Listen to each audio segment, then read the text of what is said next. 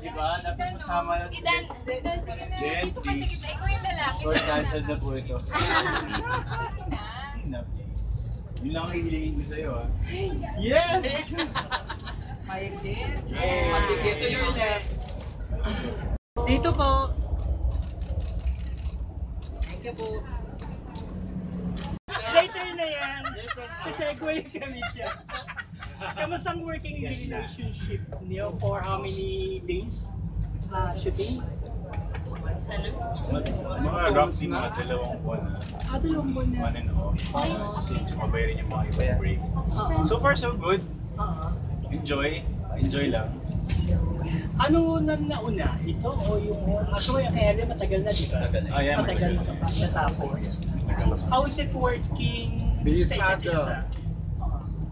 Bilis ano. Ano di-discover niyo? May sumpong ba ito, Jen? O si Jen may sumpong? Diyos ko, bawal magkasumpong sa set ko, no? Baka mamura. Joke. Masaya lang. Bumalik. Joke lang. Mama, open letter ko sila. Di ba, direct? Go. Ayan na, direct. Simulan mo na eh. Masaya lang. Lahat naman ng set ni Direk Cathy masaya eh. And yeah, so far so good. I'm not gonna pretend na magkaibigan na kaming matalik, di ba? Per se. Pero sa nakikita ko parang Naging close na kayo.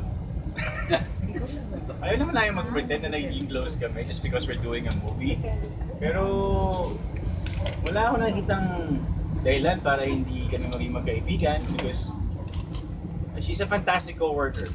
Yung mga ugali niya napaka-importante when you're doing a Halata mong close na sila kasi minsan si Janet mas may alam pa kaysa sa akin. Pero kami sa eksena, may pinapagawa ako kay Jenny Lynn. Sabi ni Lloydie, Direk, patry mo yung ganito.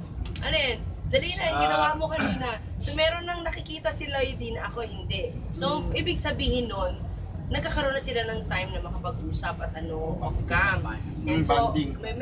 bumabanding na rin naman talaga sila. Tapos yun na nga, ito si Pukekay, may mga, may mga nagagawa na siyang kalokohan sa harap ni Lloydie. So that goes to show ako for me, yung gano'n na, okay na sila, komportable na. Hindi kasi tulad nung una, syempre, si Jenny Lynn, nahihiya pa. Any actor kasi na nakakasama ni Lloydie, nagkakaroon ng ganung feeling, oh my God, it's John Lloyd.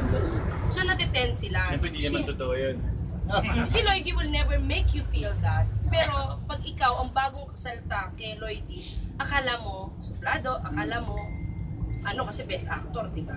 So si Maangat ako Si dito. Jenny Lynn, nagkaroon ng ganung feeling, di ba? So ngayon, nawala na. Kung doon ko titingnan, wala na.